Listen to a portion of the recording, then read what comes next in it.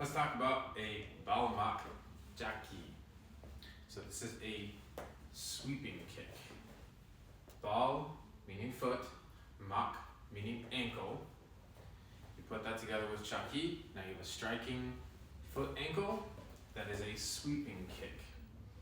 The strike on this technique is going to be with the back of the heel, but you have to sweep it. This can be with a spinning motion, this can be without a spinning motion. The one-step techniques that we are trying to push at brown belt do not have this, but when you get up past 20 into the higher level one-step techniques, you will have a sweeping kick. So we want this to be started early. You have to apply a Choi Hadan Chuko Jase, the lowest fighting stance, in order to apply this technique. So I have this as a target for you to see how we hit it, but first I'm going to show you the technique on its own. When we get into position, you're essentially going to spin around. That would be a spinning one.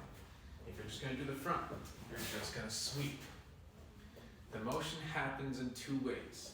You can either strike this kick like a wheel kick, which is why we had to learn the wheel kick first, or you can strike it like a hook kick, which is why you had to learn the hook kick first.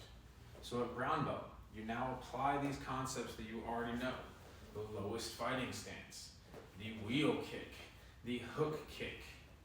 You apply all of these concepts together in order to learn how to perform a sweeping kick. So if we're at the target, we're going to sweep with the front leg without a spin. You're essentially going to use this like a hook. If you do a wheel, that's a spinning sweep. So if I'm here and I want to hook there, so I'm getting my foot around, you can either get to the target with a side kick motion, or you can kind of sweep like more of a crescent-like motion in order to get to your target. Once you're at your target, you have to use the hip, pulling that hip back, creating that hooking motion, which also creates the sweeping motion. Okay, so if I'm here, I can go into that lowest stance as I attack, hip pre-chambered to sweep. Okay, if we apply that same technique, well, first, before we get to the spinning, let me break that down. I'm here, get low. If I have that hip turned out, it's like a chamber. Then when I set, that creates that spin. So I can sweep, okay? This has got to be a low technique. That's what makes it a sweep. If you're not low to the ground, you're just doing a wheel kick or a hook kick. The concept of the sweeping is you taking out their stability, okay? If we spin, same concept. Back leg's probably going to be the one attacking now. Now you're coming around. Same twisting motion we've already learned. Same as the wheel kick. So we're here, boom! You're just attacking low. Keep in mind, the lower you get in that Choi Hadan Fugo Jase, lowest fighting stance, the better the sweep is going to be performed.